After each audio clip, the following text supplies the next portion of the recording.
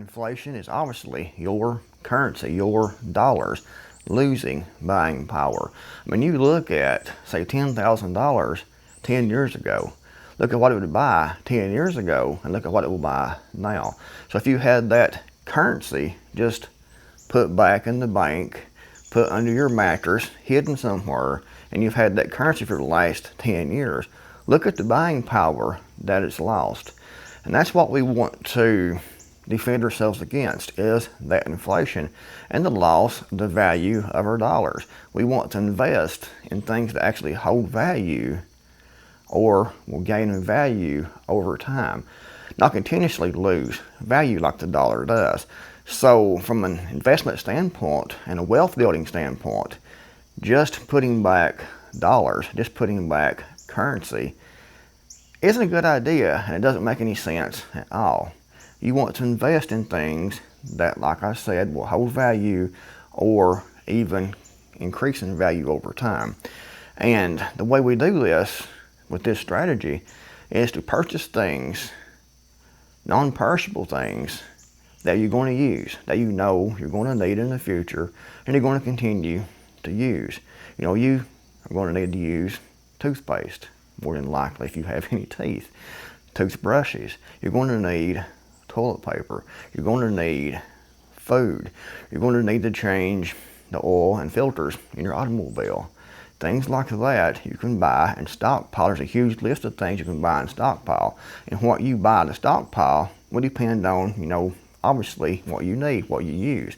But look at what you use, you and your family use every day, and take your currency and stockpile those items. And you'll be paying the price today for those items, not the price you'd be paying 6 months, a year, or more from now. So you will avoid that inflation over that time period. It's a simple solution to combat, you know, this inflation. Buy it now, stockpile it now, put it back, and you may have a year's worth of whatever you're going to be needing, and during that year you might have 6 months worth, or you may expand that to 10 years, 20 years, depending on what the product is. You don't want to store things back and stockpile things that's going to go bad, obviously, because that is a negative investment. Stockpiling food items, say milk, is going to go bad. Ice cream, something like that, is going to go bad quickly. Even though you're going to use that, you don't want to stockpile a whole bunch of that because it's going to go bad. You want to focus on things that will actually be shelf stable for long periods of time. Canned food, for example. Most canned foods will last between 2 years or more, depending on how you store it, depending on what that it is. As long as that can is good, as long as the can isn't rusted through, you open it up, you hear that pshh, and it smells good, the food looks good, then it's good. Even past, you know, the expiration date or the best buy date. So make a list of the things you and your family use, the things you need to keep your automobile running, for example, the things you need every day in your everyday life, the things that's going to have a good storage life, and put that back. Buy that in bulk and put that back, pay for it now, and avoid, you know, all the inflation later. Plus, you know, if something actually happens where those items become scarce, you already have a stockpile. You don't have to run out to the store to stock up when you think something's going to happen. You don't have to fight that crowd of people to go buy toilet paper, for example, because you already have, you know, your stockpile in place. Now, this isn't going to be a practical strategy to stockpile everything you're going to use. Some people might be able to, but most of us can't do that. But we can stockpile the things we use the most and save money on that inflation. And guys, the next step in this strategy is to stockpile things like silver. Silver is great in my opinion. I like silver more than gold because it's actually like a poor man's gold. And the price can fluctuate up and down. However, it usually, if you look at it 10 years ago, what it is now, it's pretty level, or it's actually increased over time. Like I said, it's kind of up and down. But you aren't going to lose, you know, all your value in that silver that you stockpile. I like mercury dimes, so that's just me. You might like something else. But silver is good. A little bit of gold is good also, if you can afford that, because it holds its value and increases in value. Things like, you know, firearms, ammunition. You might not like those. If you don't like those, you can skip this part of the video. But it's a great investment because they increase in value. Ammunition increases in value. If you look at what, say, .223 ammunition cost it 10 years ago, look at what it costs us now. It's increased in value. If you'd stocked up 10 years ago, then your money you invested would have actually increased. Because you can take that if you want it to, take that and sell it now for a profit from over what you gave for it 10 years ago. That's what I'm talking about. Ammunition, as an example, stockpiles very well.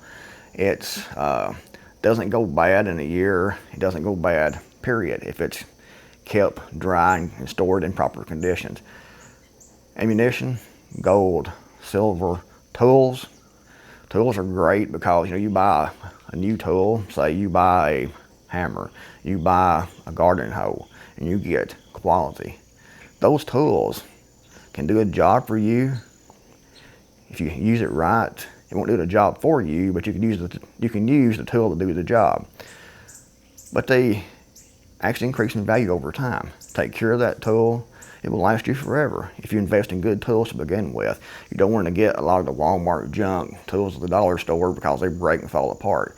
But if you invest, in a good tool, that tool will last you the rest of your life. You can pass that tool on to your kids, and hopefully they'll be able to pass it on to their kids. Things hold value. You spent that money one time and don't need to buy it again. You can use it for years. Your family can use it for years. It's a great investment, unlike, stockpiling dollars. Now the question is, how do you store all these items? And like I said, it would depend on you, what you stockpile. You have to look at your own situation, your own family, what you need, and what you want to buy, and what you have room for. But how do you stockpile this stuff? If you live in an apartment, you may just have a closet. So you can use that closet to stockpile the items you need. Obviously, you can't stockpile enough to last your family 2 or 3 years, or even 6 months. But you can be ahead of the curve. You can be a month ahead.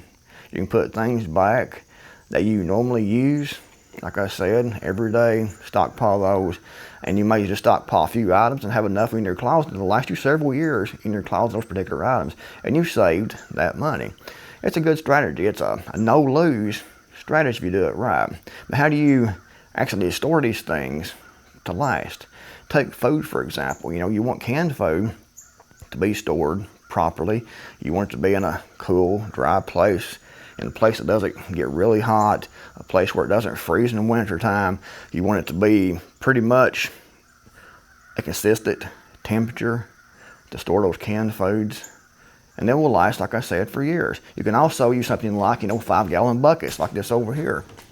This right here is obviously a 5-gallon bucket. This right here is a Gamma Seal lid, as you can see.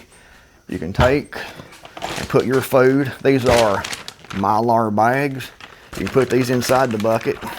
You can put your food in these, say beans, rice, wheat, grains, oats, sugar, whatever, any kind of dried food you can put in these bags. You can push all the air out, seal these up at the top, make these airtight. You can, before you seal it up, you can put in an oxygen absorber inside of your Mylar bag. It's inside the bucket. You seal it up, push it all down, put your Gamma Seal lid on your bucket, and there you go. You have a protected storage area, protected from rodents, protected from moisture. The lid comes off easily, as you can see. No fighting those bucket lids. And it's a great way to store things long term. And it doesn't have to be just food. You can store a lot of different things inside these 5-gallon buckets like this. And these lids work great. Another thing you might want to invest in is something like this vacuum sealer. These are great. You get these on eBay. You can get these at Amazon. You can get these at Walmart, I think. This is a food saver. I think there's different brands. This is one I've always had. I've had this one for probably 10 years now. It works perfectly. You can use this to vacuum seal pretty much anything will fit in the bags. Works great, and it's great to have if you're going to be stockpiling a lot of this stuff. Another way to stockpile is to get a hold of, some good totes like this right here with these good fitting lids. You can see full of toilet paper.